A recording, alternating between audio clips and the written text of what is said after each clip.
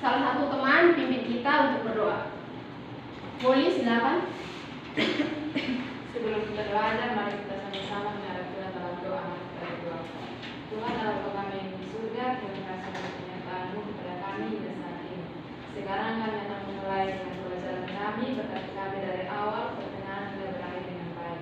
Ini doa dan permohonan kami dalam nama Tuhan Yesus kami berdoa. Amin. Oke, baik, terima kasih Adik Puli. Hari ini kita memulai pelajaran kita dengan materi persebaran flora dan fauna di Indonesia dan dunia, dengan kompetensi dasarnya menganalisis sebaran flora dan fauna di Indonesia dan dunia. Indikator pencapaian kompetensinya menganalisis kondisi flora dan fauna di Indonesia. Ada yang tahu flora itu apa? Tumbuhan itu. Ya, benar sekali. Sedangkan fauna itu apa? Hewan. Adik-adik ini sekarang pintar sekali. Pintar Ibu. Oke, jadi baik teman-teman semua.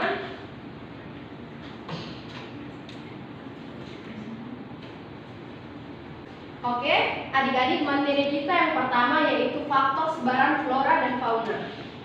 Nah, faktor sebaran flora dan fauna ini dipengaruhi oleh beberapa faktor, yaitu faktor yang pertama adalah faktor iklim, yang dimana terdapat di dalamnya ada suhu, kelembapan udara, angin, dan curah hujan.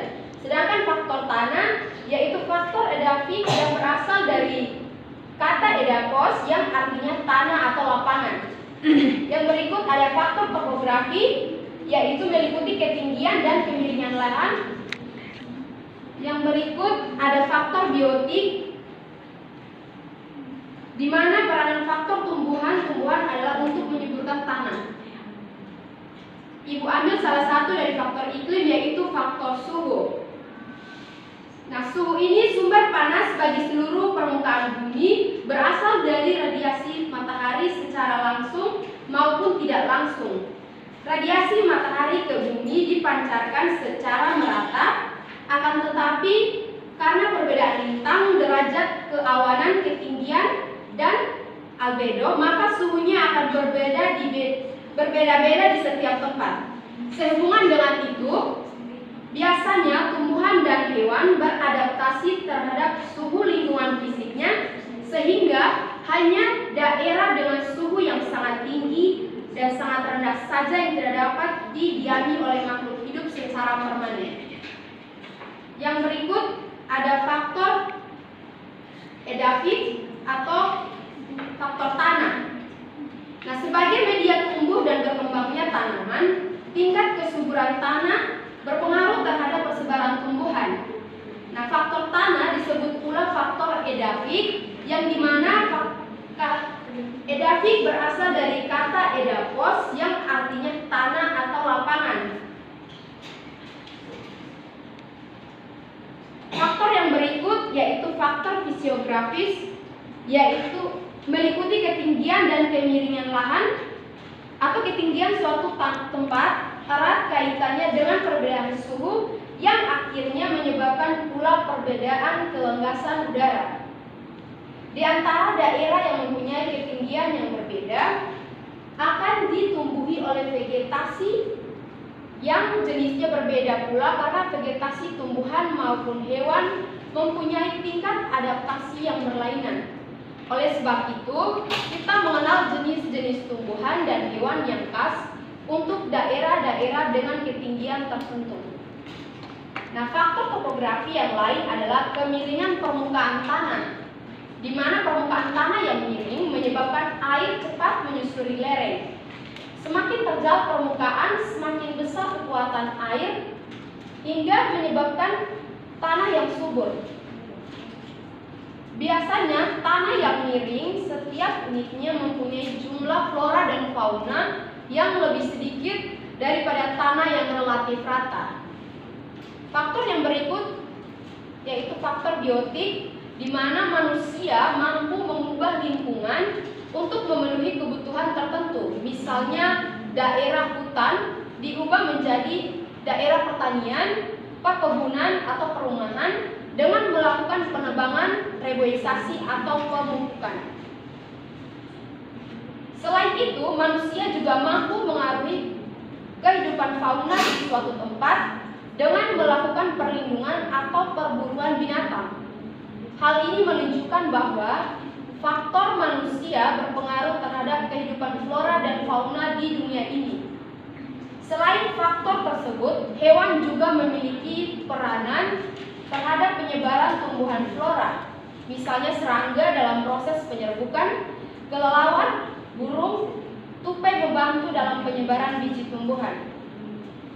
Nah, persebaran flora di dunia yaitu bioma, pengelompokan ekologi terbesar pada setiap wilayah di permukaan bumi yang didasarkan pada ciri-ciri farmasi tumbuhan dan dipengaruhi oleh perbedaan letak geografis dan astronomi.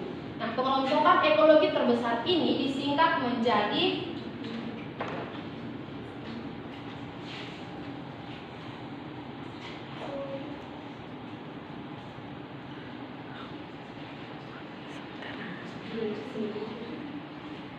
ada yang tulis video bisa dipinjam ini. Terima kasih Iba.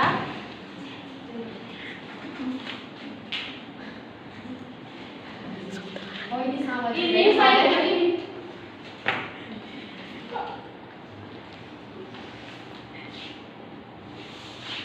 Ibu hapus saja ya. Iya.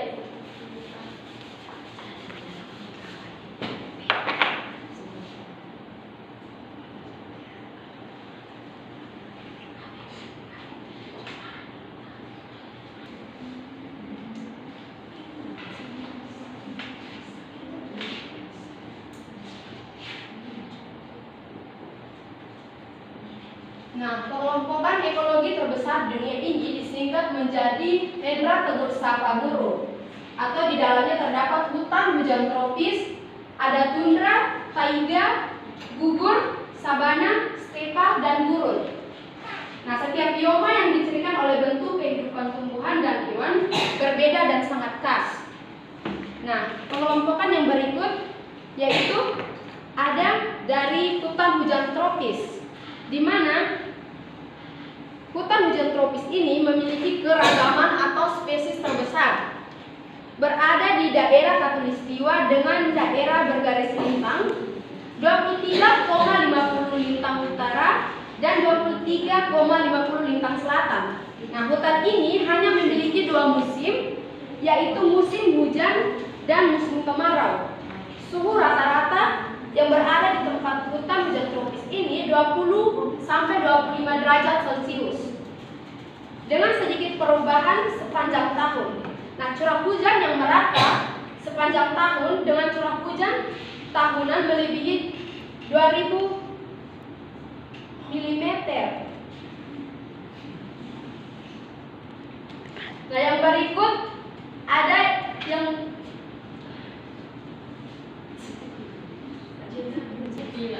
yang berikut kita masuk pada sebaran fauna di dunia.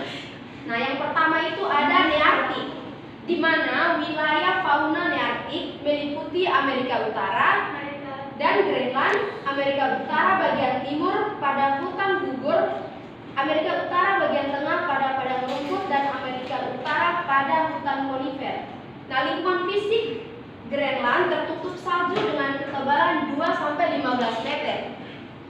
Yang berikut ada neotropik, di mana wilayah neotropik sebagian besar beriklim sedang zona selatan. Fauna di wilayah neotropik seperti kukang, armadillo, alpaka, kelelawar pengisap darah, orangutan, siamang, trengling menjangan, tapir, dan ular anaconda.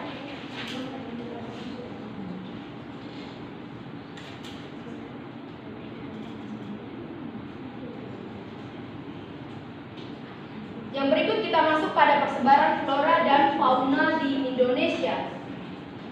Nah, persebaran flora dan fauna di Indonesia, secara geologi kepulauan Indonesia mempengaruhi keanekaragaman flora dan fauna yang ada di Indonesia.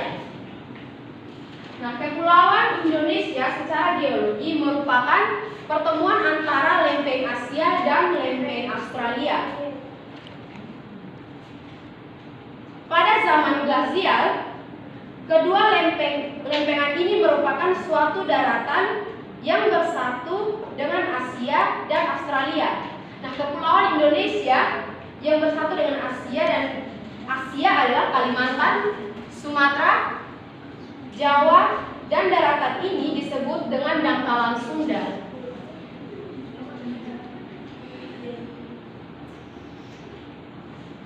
Yang berikut jenis dan persebaran flora fauna di Indonesia. Yang pertama, vegetasi hutan hujan tropis dan ciri-cirinya. Ada yang tahu ciri-ciri dari vegetasi hutan hujan tropis ini?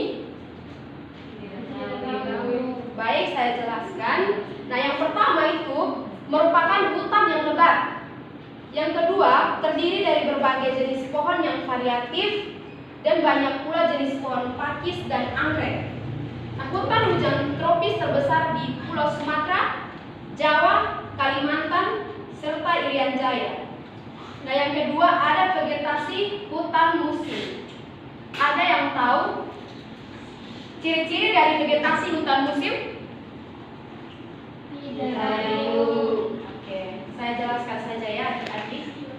Nah, yang pertama ada vegetasi hutan musim nih. Ciri-cirinya pohon-pohonnya lebih rendah daripada hutan hujan tropis dan daunnya banyak yang gugur di musim kemarau. Misalnya pohon jati dan jenis homogen. Yang berikut ada vegetasi hutan bakau dan ciri-cirinya. Nah, yang pertama, pohon-pohonnya lebih rendah daripada hutan hujan tropis. Yang berikut mempunyai akar tunjang. Nah, vegetasi hutan bakau ini ada di Kalimantan dan Sumatera. Vegetasi daerah sabana dan stepa memiliki ciri-ciri: A. Terdapat di daerah yang beriklim kering. B. Sabana merupakan padang rumput yang diselimuti oleh pohon-pohon di mana terdapat di Pulau Madura dan sebagian kepulauan Nusa Tenggara. Yang berikut kita masuk pada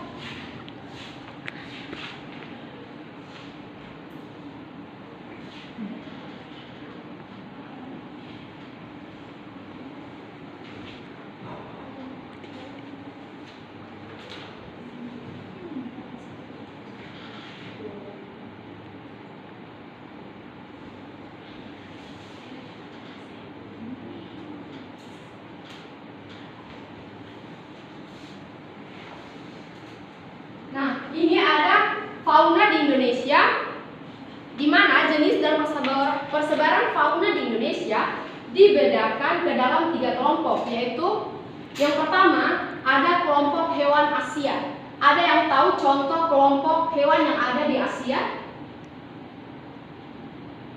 Nah, baik. Kelompok hewan Asia yaitu yang tersebar di wilayah Indonesia bagian barat yang meliputi Pulau Sumatera, Jawa, Bali, dan Kalimantan. Contoh faunanya ada yang tahu mungkin? Oke, contoh faunanya yang pertama ada mamalia yang terdiri atas gajah, badak, tapir, rusa. Bagaimana? Harimau tadi. Iya, harimau adik-adik. Yang berikut yang terdapat di Pulau Irian Jaya dan beberapa pulau kecil di sekitarnya. Contoh faunanya itu mamalia terdiri atas kanguru, walabi, dan beruang. Nah, yang kedua reptil terdiri atas buaya, biawak, ular, kadal, kura-kura. Yang ketiga ada amfibi yang terdiri atas katak pohon, katak terbang, dan katak air. Yang keempat burung di mana terdiri atas burung nuri, raja udang, cendrawasih, kasuari, dan namudur. Berikut ada tersebar di Pulau Sulawesi, Kepulauan Maluku, NTB, dan NTT. Contoh faunanya salah satunya itu anoa, babi, monyet hitam, beruang, sapi, dan banteng. Yang berikut ada metode pelestarian flora dan fauna, di mana ada dua metode konservasi flora dan fauna yang banyak dilakukan selama ini, yakni metode in situ dan metode ex situ. Nah, yang pertama kita masuk pada metode in situ.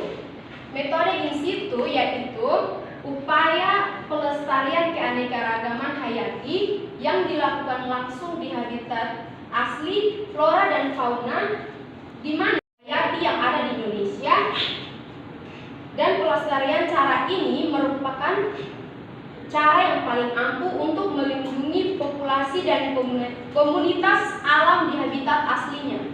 Yang kedua, ada metode ex situ, yaitu metode yang merupakan pelestarian keanekaragaman hayati yang dilakukan di luar habitat asli flora dan fauna.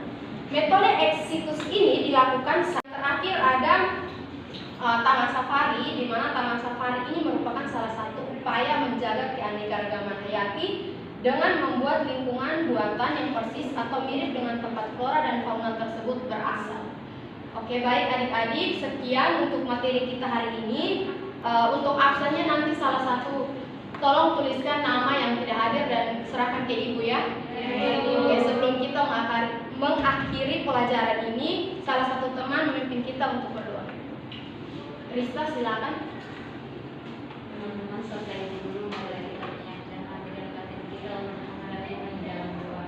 Izinkanlah saya memimpin doa ini untuk perjalanan yang terbaik dalam nama Bapa dan Putra dan Roh Kudus. Amin. Ya Tuhan, terima kasih atas penyertaan kepada kami sehingga pelajaran yang telah kami mulai dan sekarang sudah berakhir dalam perjalanan yang baik sesuai dengan Tuhan. Tuhan, semoga apa yang telah kami pelajari tadi dapat menjadi manfaat untuk kami masyarakat. Semua doa dan permohonan ini kami sampaikan kepada Tuhan Kristus Tuhan kami. Amin. Dalam nama Bapa dan Putra dan Roh Kudus. Amin. Oke, terima kasih adik Rista.